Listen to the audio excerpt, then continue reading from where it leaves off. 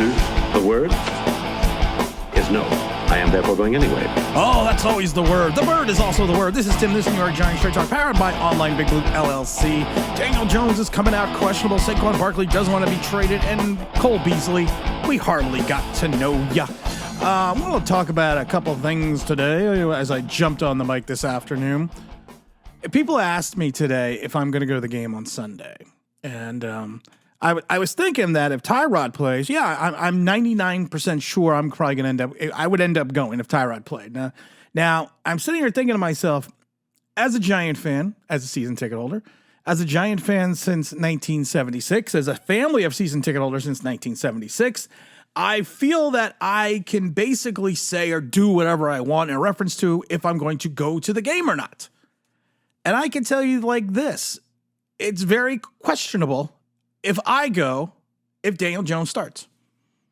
And it's nothing against Daniel Jones. It's nothing against it's just my personal opinion. And my personal opinion is this. I've seen this show for 4 years now. I'm done. This reminds me of the Dave Brown era. I saw what Dave Brown could do. I saw what he couldn't do. And I'm done. I don't need to continuously see the same garbage over and over again. Daniel Jones will tease you for a couple minutes. I'm sorry. That's what she said. He'll tease you for a couple minutes. He'll put together a drive, and then he'll just turn back into what he is. And I'm kind of just tired of it. And if you look at Brian Dable sometimes, I think Brian Dable is kind of tired of it as well. I think he's trying, if the Giants lose on Sunday, I think he might try to force his way back to Buffalo. People are like, I love Twitter, though, because Twitter's just a cesspool of stupidity. They're like, well, at this pace, Brian Dable's going to pull a Joe Judge and get himself fired. Brian Dable's not going to get himself fired. He took the team to the playoffs. While he is an offensive genius and it's not really showing right now, he's built up enough credibility. Cachet, I was going to say. But then I'm like, sometimes I say words. I'm like, should I use that word? He built up enough cachet with the organization that he could go through a terrible season this year and they could just mark it down as a rebuild. So it has been officially listed that Daniel Jones is questionable to play on Sunday. Brian Dable said that the signal caller who got limited practice work throwing this week was still not clear for contact. Jones would start if cleared. It would be I personally think it's a stretch for him to play and return at this stage, but they're saying that he could come in. So I'm going to kind of hold my question of whether I'm going to go on Sunday in regards to if the OGQB plays, I'm going to go. If it looks like it's going to be Daniel Jones, I'm going to sit my ass home, go down to the movie room, drop down the screen, and watch some football. And still be happy either way. Poor Saquon Barkley. With the Giants 1-5 start, you knew the trade rumors were going to start coming in. You knew the question was going to be asked. Sorry, I can't talk today. I'm sorry. We've had a dog issue today. We've had a dog issue the last 4 nights. That our dog has been sick the last 4 nights. So I've literally been up, maybe sleeping an hour to 2 hours a night with the dog. So I'm a little tired and I'm a little winded, but I'm going to plow on through this. That's why that wasn't a video the other day. So poor Saquon Barkley had to come out and say, I don't want to be traded. I don't want to go anywhere. Sitting here, everyone knows how I feel, Barkley said.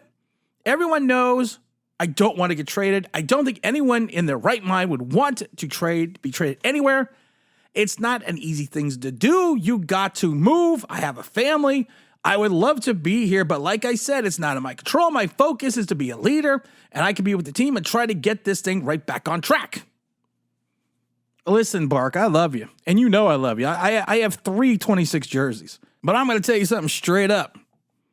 If the Giants lose on Sunday, you're getting your ass traded. That's all it is to it. I mean, the team already did you dirty with the salary cap. And I shouldn't say salary cap, with the franchise tag in reference because of the salary cap issues and what they gave to Daniel Jones. But if they can turn around and get assets for you, you're going to be on the move. I would like to see him go someplace like Baltimore. I mean, I know Christian McCaffrey's injury is not that dire from what I'm hearing, but it's funny. 49ers are like $40 million under the cap. Do they have any draft picks left? I think they have some in 2038. But you may not want to go. You may not want, because you got a family and everything else. And to your point, you don't control these things. You can't control it. He even said, it's not like I'm able to make a decision or have any say in that. The only thing that I have in the way I show up to work and the way I go out and compete, those are the things that I can control. Bark, I mean, man, again. And he comes out and says, my focus is Washington trying to come back and get a win. Obviously, I'm happy that I'm healthy again to be able to get on the field. Got to close to a win last week. Now just try to continue to improve and try to win. It's never crossed my mind in reference to being traded. Obviously, I've been public and vocal about how I feel about the organization and where I want to be. But like I said, knowing the business and seeing the side of it, there are a lot of things that I can't control. You can't control any of it, man. If they want to get rid of you, they're going to get rid of you. They will get rid of you either way. And I think they're going to have, I think if the Giants hit that, I mean, if you go 1-6, I mean, you really do have to consider who you're going to move on from. We did a video a couple days ago, but you hit that 1-6, you got to think about it. You really have to think about it.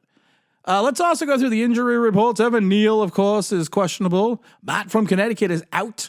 John Michael Schmitz is still out. Andrew Thomas is out. Saquon Barkley is not even listed on the reports. We have Dory Jackson is questionable. Daniel Jones is questionable. They always say if you're listed as questionable, that means you're going to play. Doubtful is when you don't play. So I'm curious to see, because the Giants have this propensity of listing people as questionable, and then they're out for like 6 weeks.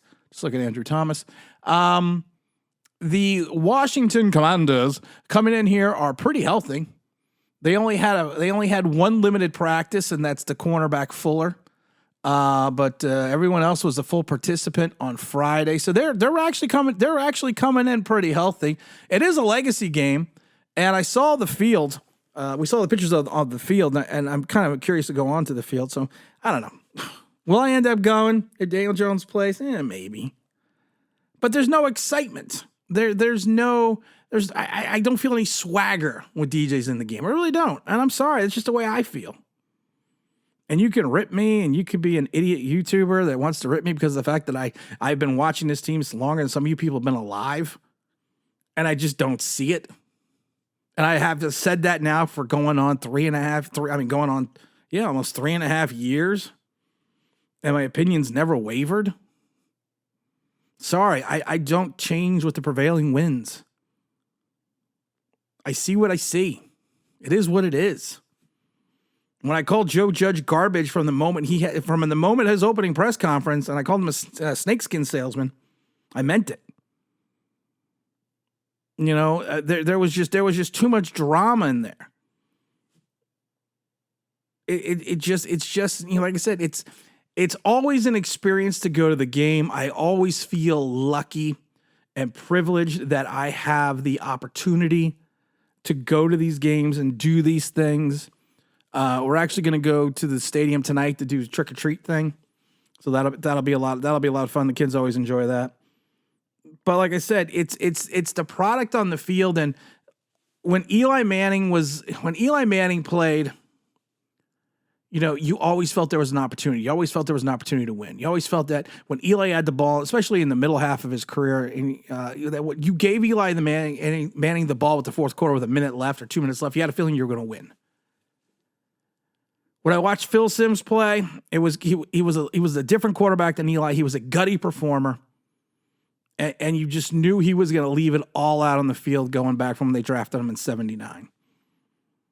Same thing with when you would watch Kerry Collins play, different type of quarterback, but again, he was a gutsy guy, and you always felt you had the opportunity to be in games when he was under center.